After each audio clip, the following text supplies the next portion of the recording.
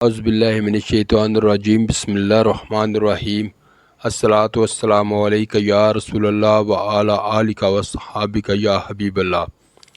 میرے دل و جان سے دیکھنے سننے اور چاہنے والوں، اللہ تعالیٰ آپ کو سلامت رکھے۔ آج آپ کو ایک ایسی ہستی کے بارے میں بتائیں گے جن کا واقعہ سن کر آپ کے ایمان تازہ ہو جائیں گے۔ حضرت جنید بغدادی رحمۃ اللہ علیہ کے اخلاق کریمانہ کا یہ حال تھا کہ دوست اور دشمن، مسلم اور غیر مسلم، جاہل اور عالم، غرض ہر طبقے کے لوگ آپ کی بلند کرداری کے قائل تھے۔ آپ کی اعلیٰ ظرفی کا یہ عالم تھا کہ جس شخص نے اذیت پہنچائی آپ نے اسے اپنی دعاؤں سے سرفراز کیا، جس نے راستے میں کانٹے بچھائے آپ نے اسے محبتوں کے گلاب بخشے۔ اس کے برعکس حضرت جنید بغدادی رحمۃ اللہ علیہ اپنے مریدوں کی تربیت کے معاملے میں بہت سخت تھے۔ آپ اکثر فرمایا کرتے تھے، کسی کو مرید کرنا بہت آسان ہے مگر اس کی نگرانی کرنا انتہائی مشکل۔ یہی وجہ ہے کہ حضرت جنید بغدادی رحمۃ اللہ علیہ ہر ایک کو اپنے حلقہ ارادت میں شامل نہیں فرماتے تھے۔ ایک بار ایک مالدار شخص آپ کی خدمت میں حاضر ہو کر درخواست گزار ہوا کہ اسے بیعت سے سرفراز کیا جائے۔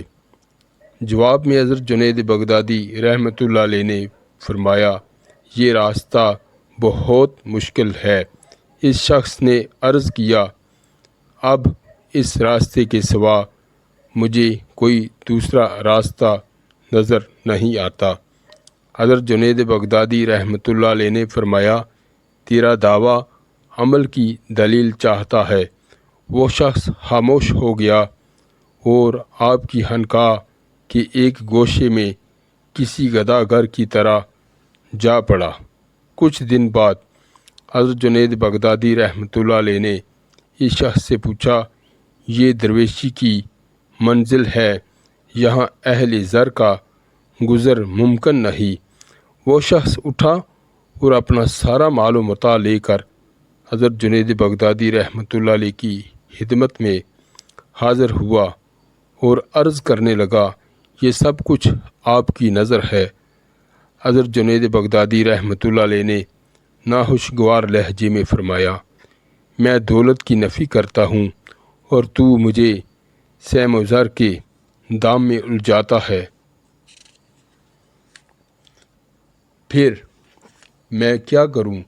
شدت جذبات میں وہ شخص رونے لگا۔ مجھے بہرحال آپ کی قربت و محبت درکار ہے۔ سونے چاندی کے ان سکوں کو ضرورت مندوں میں تقسیم کر دے۔ حضرت جنید بغدادی رحمۃ اللہ علیہ نے فرمایا۔ اس شخص نے خوشی خوشی اپنی تمام دولت غریب لوگوں میں بانٹ دی۔ کچھ دن بعد حضرت جنید بغدادی رحمۃ اللہ علیہ نے اس شخص سے پوچھا، اب تیری ملکیت میں کیا باقی رہ گیا ہے؟ جب اس شخص نے اعتراف کیا کہ ابھی اس کا ایک گھر باقی ہے تو حضرت جنید بغدادی رحمۃ اللہ علیہ نے فرمایا، اسے بھی فروخت کر دے اور ساری رقم میرے پاس لے آ۔ اس شخص نے اپنا گھر فروخت کر کے حاصل شدہ رقم حضرت جنید بغدادی رحمۃ اللہ علیہ کی خدمت میں پیش کر دی اور حکم شیخ کا انتظار کرنے لگا۔ اس ساری دولت کو دریائے دجلہ میں ڈال دے۔ حضرت جنید بغدادی رحمۃ اللہ علیہ نے فرمایا، دولت کو دریا میں ڈال دینا ایسا ہی تھا کہ جیسے کوئی شخص اپنے سرمائے کو اپنے ہاتھ سے آگ لگا دے۔ وہ شخص کہہ سکتا تھا کہ شیخ، اس طرح تو یہ ساری رقم رائے گاں جائے گی، اگر آپ حکم دیں تو اسے بھی ضرورت مندوں میں تقسیم کر دوں۔ مگر اس شخص نے ایک لمحے کے لیے بھی ایسا نہ سوچا اور نہ پیر و مرشد سے مزید کوئی سوال کیا۔ سیدھا خانقاہ سے اٹھا اور تمام رقم لے جا کر دریائے دجلہ میں پھینک دی۔ اس کے بعد حاضر خدمت ہو کر عرض کرنے لگا، شیخ اب میرے لیے کیا حکم ہے؟ اب تمہارے پاس لوٹانے کو کچھ نہیں ہے۔ حضرت شیخ جنید بغدادی رحمۃ اللہ علیہ نے فرمایا، اس لیے تم واپس جاؤ۔ حاضرین مجلس کا خیال تھا کہ پیر و مرشد کی بات سن کر وہ شخص بدحواس ہو جائے گا اور شکایت آمیز لہجے میں کہے گا کہ اب اس کا گھر ہے نہ در، پھر ایسے میں وہ کہاں جائے گا؟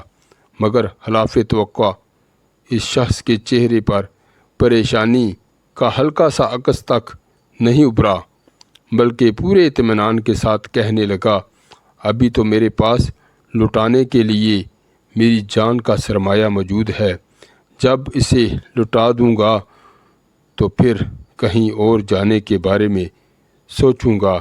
پھر وہ شخص ہمہ وقت حضرت جنید بغدادی رحمۃ اللہ علیہ کی خدمت میں حاضر رہتا۔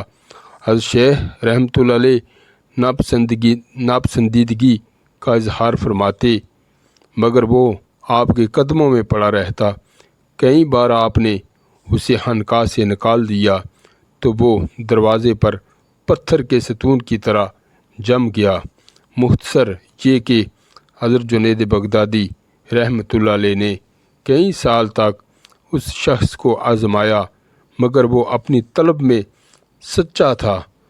آخر ایک دن حضرت جنید بغدادی رحمۃ اللہ علیہ نے اسے اپنے حلقہ ارادت میں شامل کر لیا اور فرمایا، ایسی ہی طلب رکھنے والے منزل عشق کے مسافر ہوتے ہیں۔ تم اپنے جذبوں کی شیطان سے حفاظت کرنا۔